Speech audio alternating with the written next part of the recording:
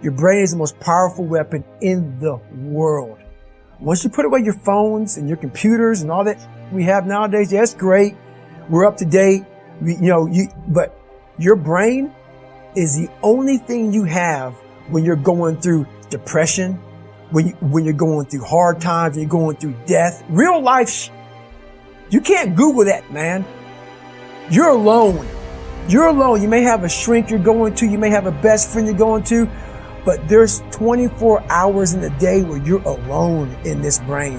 And your brain is talking to you in all kinds of ways. And it wants to control you and pull you in these different pockets.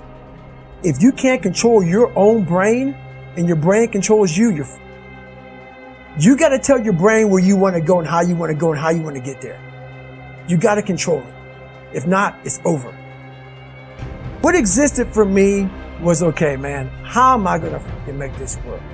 And all I knew back then was hard work. The only way anything gets accomplished. That's all I heard back in those days. You got to work hard. You got to work hard. I'm not getting I can't get this paragraph. I can't remember what in this paragraph to pass this test to get in the military. Read again. Still not getting it. Read again. But if you're not getting it, write it out. And that's how I started learning. Okay, well, I got to write out everything I do.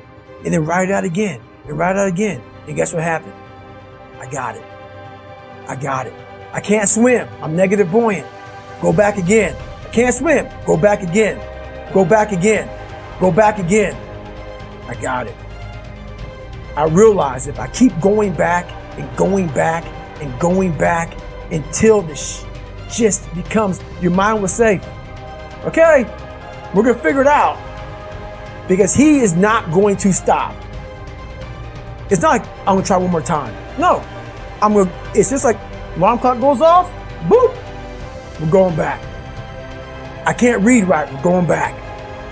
I gave myself no way out, and my mind realized that. They said, okay, we're going to adapt and overcome now. Like a lot of people say, trying hard. Your mind knows, man. It knows this guy's bull. Man, this guy's lying. There's no truth behind it.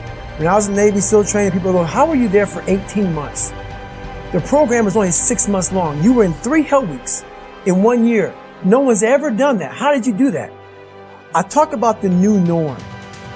When I lived in a $7 a month place when I was growing up for a short period of time, I loved it. I didn't know any different. That was my norm.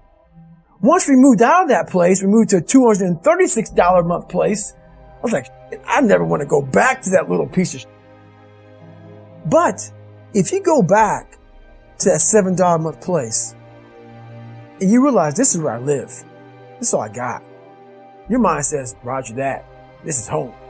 So when I was going through Navy SEAL training for 18 months and going back to all the hard parts over and over again, I told myself after the first time, I knew it was going to be a long journey there. My body was breaking down.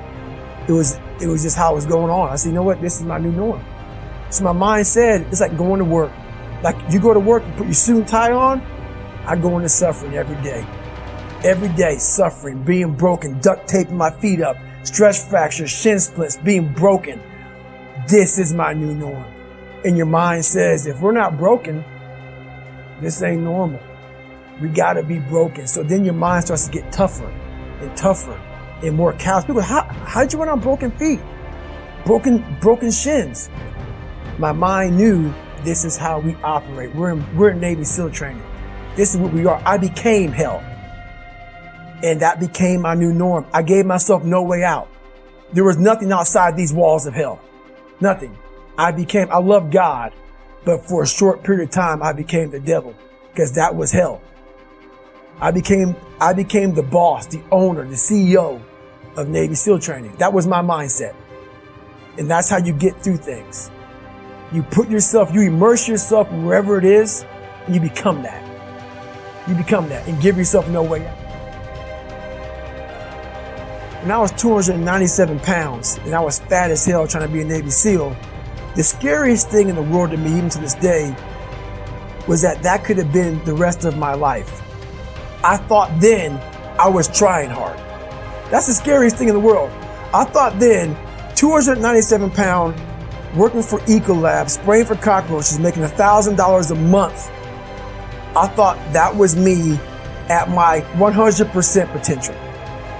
Come to find out, a few years later, I wasn't anywhere near that. 106 pounds less, graduated Navy SEAL training, went on to do all these other things. Looking back on that, that was me trying hard. That's why people gotta understand what is in us. We have no idea until we start trying hard. And I mean really trying hard, where you're obsessed with, hey, this is my new norm. My new norm is that, wow, this isn't always fun. It's not always meant to be fun. And that's when you know you're trying hard. People hear my story and think this guy is sadistic. I realize how the brain works. I figured out how the brain works. I'm a scared kid, and that's what gives me so much power. I had no foundation, and I built this off of just researching the mind. The feeling you get is basically invincibility. You realize that you can't do it all the time. When you need to do it, I know I can go to a place that I can live in. And when you know that you can run on broken legs and you can do certain things that a lot of people can do, but they're not willing to do, this power, this sympathetic nervous system of fight or flight, and you're fighting, it gives you this charge of energy of when you're sitting there at 3:30, 4 o'clock in the morning and you're duct taping your feet up because they're broken, and you're doing it by yourself, and you're going through arguably one of the hardest training in the world. And these guys, most of them are healthy, and you're going through it broken, and you're already at a disadvantage, but you're still there. You can feed into that and tap into that for a lot of power. But if you look at it, well, I'm broken, man. Like, I'm not going to make it. But if you look at it as, man, I'm broken and I'm still here. And I'm fighting. And I'm going to find a way to get through this, because I have no other place to go. It gives you a lot of power. When things start to suck really, really bad, my brain and a lot of people's brain, they don't go to your dad beating you up. Your brain says, we gotta get out of here. This is miserable. So anger goes away a lot of times when you're suffering, because your brain just says, we gotta run. We gotta go.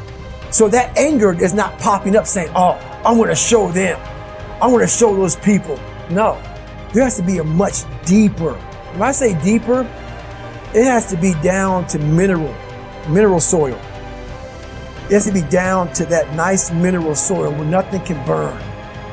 You can't burn dirt. So it has to be down that low, that literally is something in you that's at the core of your soul.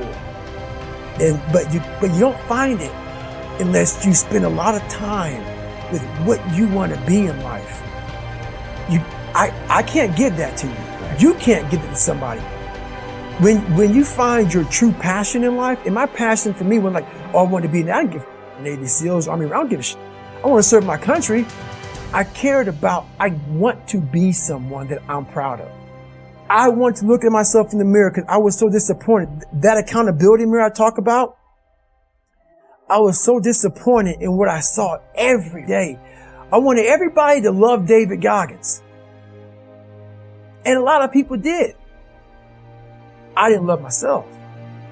But I knew a lot of us want to find peace first. So people say, man, you always talk about this suffering and pain. I'm at peace right now because I went through that. You don't find peace first. If you do, Merry Christmas. More power to you. More power to you. I found peace on the opposite end of finding myself. And no one really finds themselves without going through trials, tribulations, suffering, accountability. And accountability is suffering. Being accountable every day for doing right for yourself, for the people next to you, it's miserable. It's hard. So, even the smallest details.